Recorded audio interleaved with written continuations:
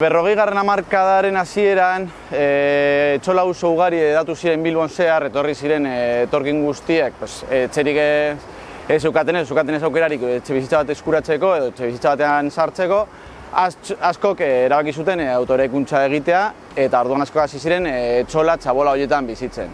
Fenomenoa izugarri ugaritu zen eta 6.000 txabola baino gehiago zeuden 1971 urterako. Orduan nik egin dudana izan da fenomeno hori aztertu, bai modu kuantitatiboan, baita ere kualitatiboan. Garai hartan fenomeno hori bizi izan zutenak elkarrizketatu izan ditut, artxibo ugari bizitatu ditut, prentsa zehatz aztertu dut, argazki pila bat lortu ditut eta horri esker Bilboko etxola auzoen historia eraiki dut. Jendeak aurkituko duena izango da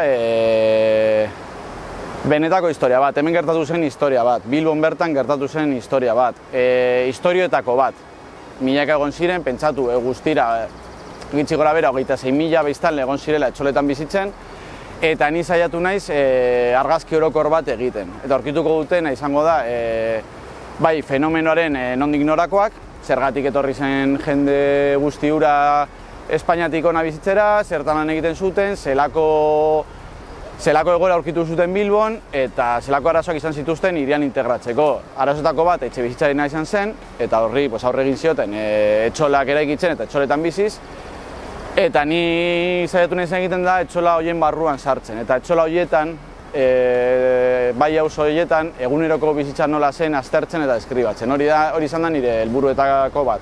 Bilbo jasan zuen migrazio etorrera izugarria izan zen, Madrilekin eta Bartzelonarekin batera, Espainiar estatuan etorkin gehien jaso zituen hiria izan baitzen, eta Bilbok muga asko zituen, bai fisikoak eta bai bestelakoak, ikusten ez diren muga horietakoak. Etxe bizitza gabezia handia zegoen, zeuden etxe bizitzak oso garestiak ziren, edo oso prekarioak ziren, eta orduan jende horrek ez zeukan etxe bizitza batetara sartzeko aukerarik, eta orduan aukera bakarra zen edo kalean bizi edo zure etxe bizitza propioa eraiki. Batzuk hasi ziren etxolak eraikitzen eta haien atzetik asko etorri ziren eta beraien eredua jarraitu zuten.